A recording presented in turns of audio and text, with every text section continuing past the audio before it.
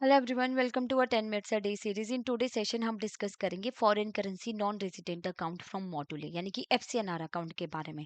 तो after watching this video आपको clearly पता चल जाएगा इस पर्टिकुलर टॉपिक की इंपॉर्टेंस, कितने डेप्थ में आपको इसको पढ़ना चाहिए और कौन कौन से क्वेश्चन आप एक्सपेक्ट कर सकते हो एग्जाम में इस पर्टिकुलर टॉपिक से। और अगर आप टारगेट कर रहे हैं ना जैब नवंबर 2025, तो you should have a fair idea of previous year question, most important topic and important MCQ, जिनका एक बहुत ही अच्छा पीडीएफ डॉक्यूमेंट तैयार किया गया है। डिस्क्रिप्शन बॉक्स में जाके फाइल को एक्सेस कर सकते हो और अपनी प्रिपरेशन को आसान बना सकते हो, बिकॉज प्रीवियस ईयर क्वेश्चन आपको रियल एग्जाम का पैटर्न बताते हैं। Most important topic, high weightage वाले टॉपिक के बारे में आपको पता चलता है। इंपॉर्टेंट एमसीक्यूज की प्रैक्टिस करने से स्पीड और एक्यूरेसी दोनों बढ़ती है, फ्री ऑफ कॉस्ट है। तो उस डॉक्यूमेंट को एक्सेस कीजिए और अपनी प्रिपरेशन को और आसान बनाइए। तो चलिए अब बात करते हैं एफसीएनआर अकाउंट की। Basically NRI and people of Indian origin के पास ये अपॉर्चुनिटी होती है कि वो अकाउंट मेंटेन कर सकते हैं फॉरेन करेंसी में ही, with authorised dealer and other authorised bank के साथ मिलके। तो एफसीएनआर अकाउंट ही एक ऐसा अकाउंट है जहाँ पे जो पैसा आप फॉरेन में कमा रहे हो ना, उसी करेंसी में आप जो है मेंटेन कर सकते हो अकाउंट। आपको जो है इंडियन करेंसी में चेंज करने की जरूरत नहीं है। ठीक है। तो इससे क्या होता है, एक तो आप जो करेंसी एक्सचेंज का रिस्क होता है उससे बच जाते हो। रुपये की value as compare to other currency down होती है, तो वो चेंज करोगे तो फिर उसमें नुकसान होता है। तो बेटर है कि फॉरेन करेंसी में अकाउंट मेंटेन हो रहा है। तो आरबीआई ने ये रूल लेके आया कि एफसीएनआर अकाउंट में आप फॉरेन करेंसी में ही क्या है अकाउंट जो है अपना मेंटेन कर सकते हो। तो कौन कौन बैंक जो एलिजिबल है with authorise dealer and authorise bank, जैसे हो गए आपके जो भी bank, SBI, HDFC, ICICI, PNB, तो ये सारे बैंक एलिजिबल है। तो यहाँ पे आप एफसीएनआर अकाउंट ओपन कर सकते हो। डेजिग्नेटेड करेंसी क्या, deposits can be in freely convertible currency designated by the RBI. तो टाइप्स ऑफ डिपॉजिट्स क्या है, permitted only in freely convertible currency, RD are not allowed. Recurring deposit नहीं open कर सकते, फिक्स डिपॉजिट यानी term deposit ही open किए जा सकते हैं एफसीएनआर अकाउंट में। तो जो टेन्योर ऑफ डिपॉजिट होता है वो किस तरीके से होता है, deposits are allowed for a minimum of 1 year and maximum of 5 year with specific block. Block के साथ जो ये डिपॉजिट्स जो हैं, ये अकाउंट जो ओपन किए जाते हैं, जैसे फर्स्ट ब्लॉक क्या है, 1 year to less than 2 year का टाइम पीरियड रहेगा। सेकंड 2 ईयर से less than 3 year, then 3 year to less than 4 year, 3 से 4 साल के बीच का टाइम रहता है, और 4 से लेस देन 5 ईयर के टाइम का, और एक्जैक्टली 5 ईयर। तो इन ब्लॉक्स में आप अपने फिक्स डिपॉजिट अकाउंट ओपन कर सकते हो एफसीएनआर अकाउंट में, राइट। अब इंटरेस्ट रेट्स क्या है, देखो यहाँ पे both floating and fix rate are permitted. Fix rate क्या होता है, जब आपने एफसीएनआर अकाउंट ओपन किया, मान लीजिए आप टर्म डिपॉजिट करा रहे हो ना, एफडी ओपन करा रहे हो, तो उस टाइम पे जो ब्लॉक करवाया, मान लीजिए आपने 3 ईयर्स के लिए एफडी करवाई 6% इंटरेस्ट पे, तो फिक्स्ड हो गया, चेंज नहीं होगा।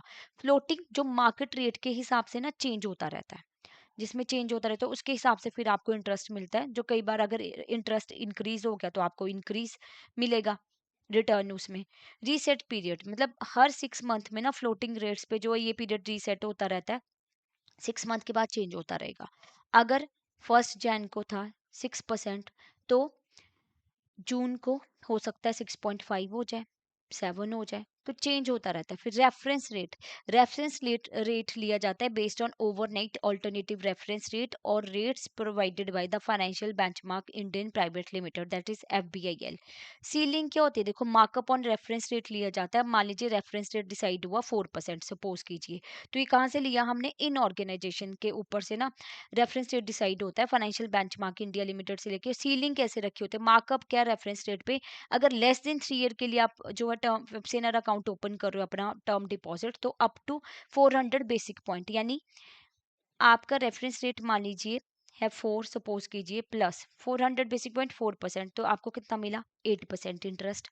अब अगर आपकी जो एफडी है दैट इज 3 to 5 ईयर्स के लिए, अगर आपने 5 साल के लिए ओपन कराई है, तो अप टू 500 बेसिक पॉइंट मिलेंगे। तो रेफरेंस रेट अगर 4 था तो 4 प्लस 5% यानी कि 9% इंटरेस्ट मिलेगा। कैलकुलेशन बेसिस किस उस पे की जाती है, 360 डेज पर ईयर। ठीक है, calculated semi annually based on the actual days. जो कैलकुलेट किया जाता है ना ये इंटरेस्ट, ये वैसे किस पे किया जाता है, सेमी एनुअली, जो एक्चुअल डेज होते हैं उसके ऊपर कैलकुलेट किया जाएगा। अगर आपने रिन्यू करवा दिया विद इन 14 डेज, तो क्या मिलेगा आपको amount, lower of the maturity date और द रिन्यूअल डेट अप्लाई होता है, जो भी इन दोनों में से लोअर होगा, मेच्योरिटी डेट पे और रिन्यूअल डेट पे। फॉर डिले बियॉन्ड 14 डेज, अगर 14 दिन से बाद का डिले हो जाता है तो फिर इसको फ्रेश डिपॉजिट ही एक्सेप्ट किया जाता है। तो इस तरीके से ये इंटरेस्ट रेट जो है डिसाइड किए जाते हैं, मतलब फ्लोटिंग फिक्स दोनों परमिट होते हैं। फ्लोटिंग में क्या होता है, आपको ज़्यादा कई बार आपको फ़ायदा हो जाता है, चेंज होता रहता है इंटरेस्ट मार्केट रेट के हिसाब से, जो आरबीआई पॉलिसी चेंज करती रहती है उसके हिसाब से, राइट। अब प्री मैच्योर विड्रॉल की अगर बात करें तो क्या आप प्री मैच्योर विड्रॉल कर सकते हो, बट उसमें क्या इंटरेस्ट जो गवर्न होता है by board approved policy with penalties for recovering swap cost, यानी कि जो करेंसी को चेंज करने के लिए कॉस्ट लगती है ना, उसको रिकवर करके उसके बाद जो भी पेनल्टी लगती है। जैसे इंडिया में क्या होता है, हमने फिक्स डिपॉजिट अगर ओपन कराया है, तो अगर आप प्री मेच्योर विड्रॉल करते हो कुछ टाइम से पहले, कुछ टाइम के लिए, तो आपको अलाउ होता है कितने अमाउंट पे आप प्री मेच्योर विड्रॉल कर सकते हो।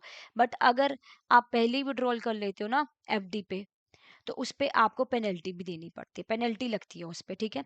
कोई पेनल्टी नहीं लगेगी अगर आप डिपॉजिट्स को स्प्लिट कर रहे हो, यानी कि जो हमने पहले भी डिस्कस किया था, अगर एफडी कराई है, सपोज कीजिए आपने 5 लाख की, सपोज कीजिए फॉरेन करेंसी में, तो अगर आप इसको स्प्लिट कर रहे हो 2.5 लाख 2.5 लाख के अमाउंट में, तो फिर आपको कोई पेनल्टी नहीं लगती। और कन्वर्ट कर रहे हो आरएफसी अकाउंट में, तब भी कोई पेनल्टी नहीं लगेगी, ठीक है। और आरएफसी अकाउंट क्या था, रिटर्न टू इंडिया अकाउंट होता है एक ये। इसमें क्या होता है, जब आप परमानेंटली इंडिया वापस आ जाते हो ना, तो फिर आप ये अकाउंट मेंटेन करते हो और इसमें आप अपनी फॉरेन करेंसी रख सकते हो। और अगर आप ट्रांसफर कर रहे हो अब बिजनेस टू अनदर बैंक, यानी कि एक बैंक से दूसरे बैंक में ट्रांसफर कर रहे हो ना अपना ये अकाउंट, तो फिर भी कोई पेनल्टी नहीं लगी। तो पेनल्टी कब लगती है, जब पहले प्रीमेच्योर विड्रॉल कर रहे हो, क्योंकि स्वैप कॉस्ट वगैरह रिकवर करनी पड़ती है। और स्प्लिटिंग डिपॉजिट पे पेनल्टी नहीं लगेगी, आरएफसी अकाउंट में कन्वर्ट करो तो पेनल्टी नहीं लगती है। और अगर ट्रांसफर कर रहे हो बिजनेस एक बैंक से दूसरे बैंक में, तो पेनल्टी नहीं लगेगी, राइट। तो इसी के साथ ये टॉपिक कंप्लीट होता है, छोटा सा ही एक ये टॉपिक था एफसीएनआर डिपॉजिट्स। तो इसके ऊपर क्वेश्चन डिस्कस कर लेते हैं। FCNR deposits are maintained in the form of current account, saving account, term deposit only या रेकरिंग डिपॉजिट, किस फॉर्म में मेंटेन किए जाते हैं। तो option C term deposit only, recurring deposit तो अलाउड ही नहीं है, करंट और सेविंग अकाउंट भी अलाउड नहीं हो, तो एनआरई अकाउंट वगैरह हम ओपन करते हैं ना, एनआरओ। तो एफसीएनआर स्पेसिफिकली सिर्फ टर्म डिपॉजिट्स के लिए होता है। अगर आप जैब की प्रिपरेशन कर रहे हैं ना, तो अब बहुत ही कम टाइम रह गया, आप अपनी प्रिपरेशन को टाइमली स्टार्ट कीजिए।